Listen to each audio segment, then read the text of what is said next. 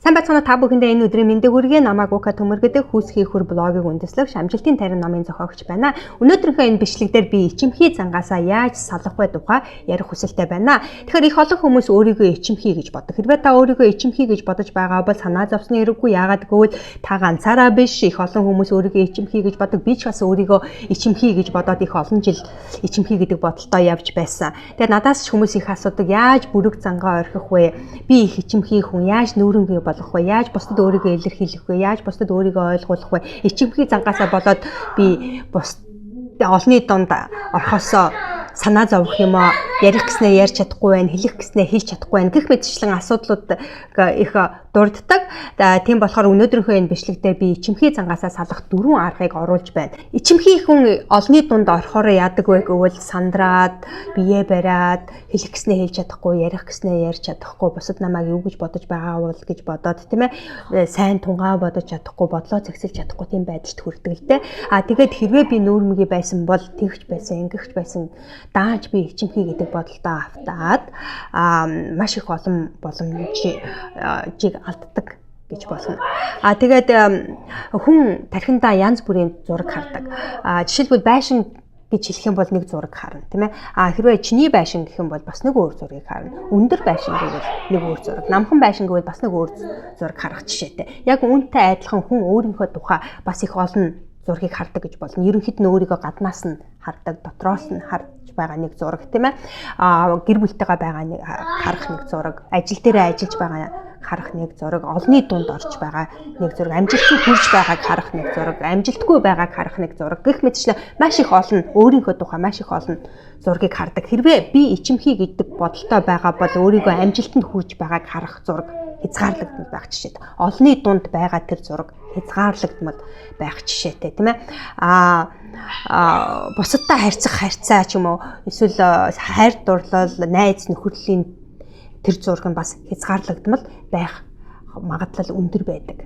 Ичимхий хүмүүс олны дунд байхдаа ихэвчлэн бусад хүнтэй өөрийг нь хараад, өөрийнх нь тухай яриад, шоолоод, шүүмжлээд байгаагаар төсөөлдөг л доо. Тэгээд тэр төсөөл нь өөрийг нь бүр их ичээдэг учраас олны дунд орохоос татгалцдаг гэж болно. Тэгээд үүнээсээ болоод би ичимхий гэдэг бодолтой итгэдэг. Тэгээд энэ ичимхий гэдэг бодол нь явандаа бас би ганцаардмал гэдэг бодолд бас оруулдаг тохиолдол их байдаг. За тэгэхээр энэ ичимхий байдлаасаа яаж гарах вэ гэвэл энэ ичимхий байдлаасаа гарах 4 арга байна л да. Тэгэхээр юуны түрүүнд ичимхий зангаасаа салахын тулд ичимхий гэдэг үгийг хэрэглэхээ зогсоох хэрэгтэй. Ичимхий гэдэг үгийг хэрэглэх тусамтай би ичимхий болоод ингэж чадахгүй нэ. Ичимхийгээсээ болоод энэ нэг алдчихлаач гэдэг юм уу? Ичимхий гэдэг үгийг хэрэглэх тусам би ичимхий гэдгийг өөртөө сануулахаас гадна би ичимхий шүү гэдгийг улам өөртөө баталгаажуулж байдаг. Түүний оронд та яг ямар дүр төрхтэй байхыг хүсэж байна вэ? Тэр үгэн дээрээ анхаарлаа төвлөрүүлэх хэрэгтэй. Нэгсэнтэй ичимхий гэдэг үгийн эсрэг үг нь юу вэ гэдгийг олоод түүн дээр анхаарлаа төвлөрүүлнэ гэсэн үг л дээ. Тэгэхээр хэрвээ та үнэхээр өөртөө сайн ажиллаж дараах 4 аргыг хэрэгжүүлж чадах юм бол ичимхий зангаа орхиж чадна. Тиймээс дараах алхмуудыг заавал хийгээрэй гэдгийг би танд сануулгах хүсэлтэй байна. Цаг зав гаргаж байгаад яг өөртөө заавал ажиллаараа. Ингэж ажилласнаар ичимхий зангаас салах болно. Хэрвээ ингэж ажиллаж чадахгүй бол ичимхий зантайгаа хоцрох болно. Яагаад гэдгийг би бас энэ бичлэг дээр танд тайлбарлаж хэлэх болно. Тэгэхээр хамгийн эхний арга юу вэ гэвэл өөрийгөө яг ямар дүр төрхтэй байгаасаа гэж хүсэж байна вэ? Тэр бүгдийг жигсааж бичнэ гэсэн үг. Нэгсэнтэй ичимхий гэдгийн эсрэг үг юу вэ? Та яг ичимхий биш, яг ямар байх хүсэлтэй байгаа нь тэр үгнүүдийг амжилтынхаа дэвтрийг нээж байгаад бүгдийг жигсааж бичнэ. Тэгэхээр жишээлбэл би нүүрэн гэж гэдэг юм уу? Хүмүүс надтай байх дуртай, хүмүүс надтай харьцах дуртай, би бусадтай чөлөөтэй харьцаж чаддаг, бусадтай харьцахаараа би маш тайван байж чаддаг, би бусдад өөрийгөө илэрхийлж чаддаг, би бусдад өөрийгөө ойлгуулж чаддаг, олны дунд орохороо би бие тайван байлгаж чаддаг ч гэдэг юм уу? Яг ичимхий гэдгийн эсрэг үг те. Та яг ичимхий биш, яг ямар дүр төрхтэй байх хүсэлтэй байна вэ? Тэр бүгдийгээ амжилтынхаа дэвтэр дээр жигсааж бичнэ гэсэн үг. Ингээ хоёрдугаар жигсааж бичснийгээ өгүүлбэрт оруулж бичээд толинд харж байгаад өөртөө чанга уншна гэсэн үг. Жишээлх юм бол би олны дунд орохороо маш тайван байж хэлэх гэснээ хэлж, ярих гэснээ ярьж чаддаг. гэдэг өгүүлбэр байлаа гэж бодох юм бол энэ өгүүлбэрээ толинд харж байгаад өөртөө чанга уншиж сануулна гэсэн. Би өөртөө сэтгэл хангалуун байна ч гэдэг юм уу. Хүмүүс намайг хүрээлж надтай харьцах дуртай байдаг ч гэдэг юм уу. Би өөрийнхөө төлөө зоригтой зогсож хэлэх гэснээ хэлж чаддаг ч гэдэг юм уу те. Гэх мэтчлэн энэ өөрийнхөө ямар дүр төрхтэй байх хүсэлтэй байна. Тэр үгээрээ өгүүлбэр зохиогоод тэр өгүүлбэрээ өөртөө чангаар уншина гэсэн. Ингээ 3 дугаарт бичсэн жагсаалтаасаа те эсвэл бичсэн жагсаалтаасаа эсвэл бичсэн өгүүлбэрээс хамгийн чухал гэж үзэж байгаа 3 өгүүлбэрийг сонгож аваад түүнийг амжилтын дэвтэр дээрээ 15 удаа бичнэ гэсэн үг. Тэгээ яагаад ингэж бичээд ингэж хэлээд өөртөө чангаар унших ёстой юм бэ гэвэл жишээлбэл та 15 настайдаа тийм ээ би ичимхий гэдэг тийм бодолтой болсон байлаа гэж бодъё. Тэгээ би ичимхий болохоор олны дунд орч чаддаггүй. Би ичимхий болохоор бусадтай харьцаж чадахгүй, хэлэх гэснээ хэлж чаддаггүй. Би ичимхий гэгээд тэ 15 настаасаа энэ үгийг хэрэгжилж эхлээд одоо 25 настаа гэж багаар бодоход одоо 25 настаа гэж бодох юм бол 10 жилийн турш би ичимхий гэдгийг өөртөө хэлж түүнийгээ баталгаажуулж ирсэн гэсэн үг. Нэгсэнд 10 жилийн турш би ичимхий гэж хэлсээрээ байгаад өөрөө түүндээ итгээд 70 тухамсарт чинь энэ бодол чинь хоногшчихсан байгаа гэсэн үг. Тэгэхээр нэгсэндээ бидний тарих би ичимхий гэдгээр програмчлагдсан байгаа. Тэгэхээр энэ програмыг устгахын тулд бид маш их олон удаа өөртөө сануулж, хэлж, бичиж өөртөөгөө маш сайн ажиллана гэсэн үг л дээ. Хэрэг олон удаа хэлнэ, хэрэг их олон удаа бичнэ. Тэр хэмжээгээрээ бид хурдан програм суулгана. Хурдан би ичимхий биш, би нүүрэмгий гэдэг програмыг өөртөө суулгана гэсэн үг л дээ.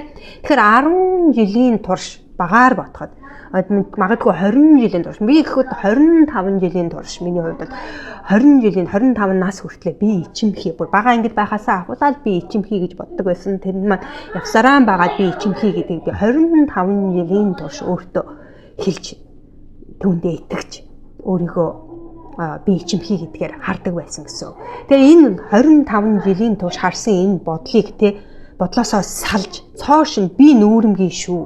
Би зоригтой өөрийнхөө төлөө зоригтой зогсож хэлэх гэснээ хэлж чаддаг хүн шүү гэдгийг өөртөө сануулахын тулд тийм бодолтой болохын тулд өөртөө маш их ажиллах хэрэгтэй болсон гэсэн үг л дээ.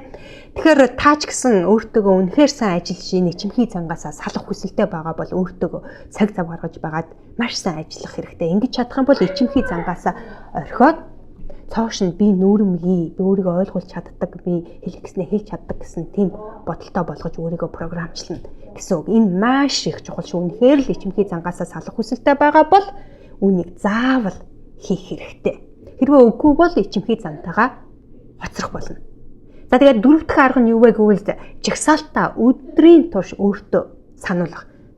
Нөгөө бичсэн тэр олон жагсаалтуудаа, тэр өгүүлбэрүүдээ тэр 3 үгийг чухал гэж үзэж байгаа тэр 3-ыг гаргаж авдаг ч юм уу. Эсвэл энднээс аль хэрэгтэй гэдэг юм. Эсвэл бүгдээр ингэ өөртөө сануулах хэрэгтэй. Хэрвээ би өөртөө сануулахаа мартчихвал яана гэж түндээ санаа зовж байгаа бол утсан дээрээ оруулаад 1 цагт 2-4 удаа сануулахаар програм тавьж агаад цэрүүлэг тавина гэсэн үг л дээ. Тэгээд ингээд өдрийн турш 1 цагийн турш гэхэд цэрүүлэг дуурна. Нөгөө би нүүрмгий байж чадаж байна уу? Би олны дунд тайван байж чадаж байна уу? Би хэлэх гэснээ хэлж чадаж байна уу? Хэрвээ үгүй бол шууд тэр дор нь өөрийгөө засаж залруулна гэсэн үг л дээ. Тэгээд бид нар юу гэж боддог гэвэл энд нэг хүн хараад энд нэг хэдэн хүмүүс хараад биднийг байнга хараад юу хийхийг ажаад бидний тухай яриад шоолоод шүүмжлээд байж идэг юм шигээр бид төсөөлөд байдаг гэдгийг би өмнө хэлжсэн те. Тэгээд тэр төсөөлөлтөд итгээд түүнээсээ болоод өөрийгөө бүр их хичээдэг гэсэн үг л дээ.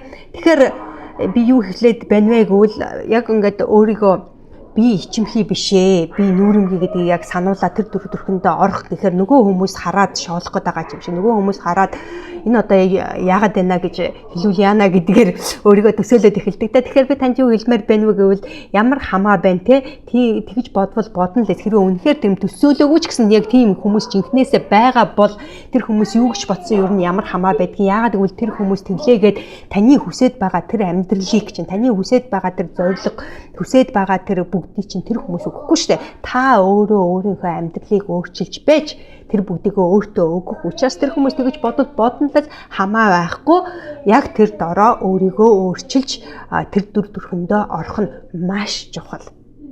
Маш чухал. Ингэж чадах юм бол та ичимхий зангаа салах болно.